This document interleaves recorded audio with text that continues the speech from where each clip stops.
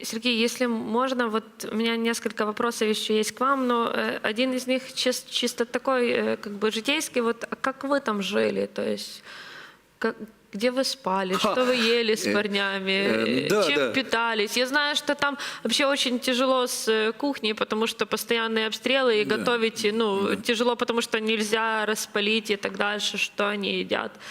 Ну, плохо они едят. Они едят вот этот вот сухпайок. И этот сухпайок, конечно, я был на войне в Ираке, в Афганистане, там питался американским сухпайком.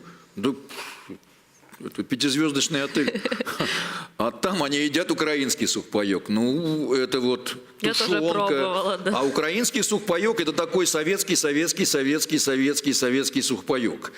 Вот. Там этот завтрак туриста какой-то, здравствуй, бабушка.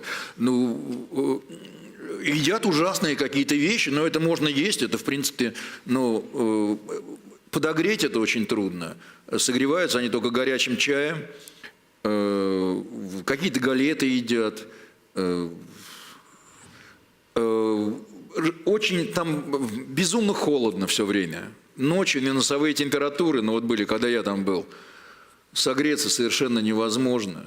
Все кашляют, чихают. И там сидит, это, знаете, такая сцена, такая просто, знаете, вот как я все эти маленькие кусочки записываю для своей книги. Сидит этот лекпом или фельдшер в таком маленьком закутке, перед ним эта гора вот этих лекарств каких-то, которые собрали добровольцы, среди них что-то там для беременности, ну какие-то безумно полезные вещи. Он вот так вот сидит над этой кучей, перед ним стоит чихающий, кашляющий боец такой 20-летний. И примерно полчаса он кашляет, пока он может что-то сказать. И говорит, дайте мне что-нибудь. Он говорит, сейчас я, говорит, тебе посмотрю, но ты ремешок расстегни у каски. А он стоит, у него так застегнут ремень, говорит, почему? Говорит, если тебе снайпер в каску попадет, то тебе шею сломает, поскольку у тебя туго ремешок затянут. И тогда тебе не нужно будет больше кашлять.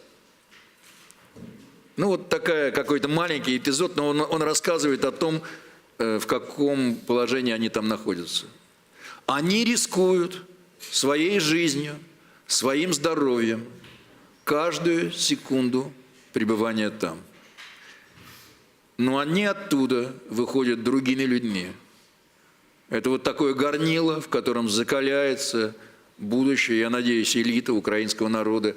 И через этот аэропорт, через этот маленький украинский Сталинград прошли уже тысячи украинских солдат.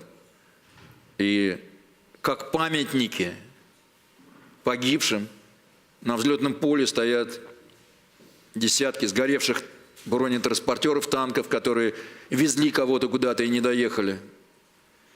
И многие из них не вернулись. Или вернулись домой уже, как тот танкист в деревянном ящике от патронов. Но те, что выжили, те, что прошли через этот кромешный ад, это люди, с которыми Украина может строить новое, независимое по-настоящему государство.